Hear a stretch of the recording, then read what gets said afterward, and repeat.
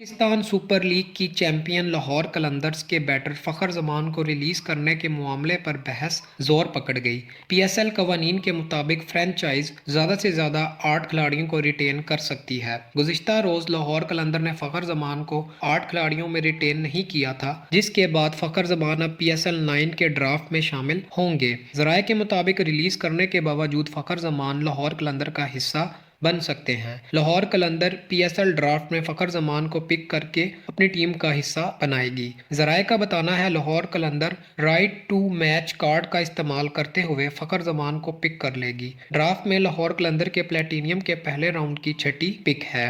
लाहौर कलंदर से पहले अगर किसी ने फखर जमान को पिक कर लिया तो Lahore Qalandar right to match pick card का इस्तेमाल करेगी और प्लेटिनियम में पिक हो जाएगी। जिस फ्रेंचाइज ने फखर जमान को पिक किया होगा वो दोबारा इस राउंड में खिलाड़ी पिक करेगी। Lahore Qalandar right to match के लिए प्लेटिनियम कैटेगरी की फीस भी अदा करेगी। प्लेटिनियम कैटेगरी में राइट टू मैच की फीस $10,000 है। CEO लाहौर कलंदर समीन राना का कहना है, फखर जमान लाहौर कलंदर फैमिली का हिस्सा हैं। फखर जमान को रिलीज करना हमारी प्लानिंग का हिस्सा है। दूसरी तरफ साबिक ऑस्ट्रेलवी ऑलराउंडर शेन वॉटसन को पाकिस्तान सुपर लीग की फ्रेंचाइज कोयटा ग्लैडिएटर ने अपना हेड कोच मुकर्रर कर दिया है। शेन वॉटसन सरफराज अहमद की क़यादत में PSL 4 की फातेह टीम कोयटा ग्लैडिएटर का हिस्सा रह चुके हैं, जबकि शेन वॉटसन को कोयटा ग्लैडिएटर की जानिब से खिलाड़ी की हैसियत PSL 3 और PSL 5 में नुमाइंदगी कर चुके हैं। कोयटा ग्लैडिएटर के मालिक नदीम उमर ने कहा है, शेन वॉटसन कोयटा ग्लैडिएटर की कामयाबियों में नुमाया किरदार अदा कर चुके हैं।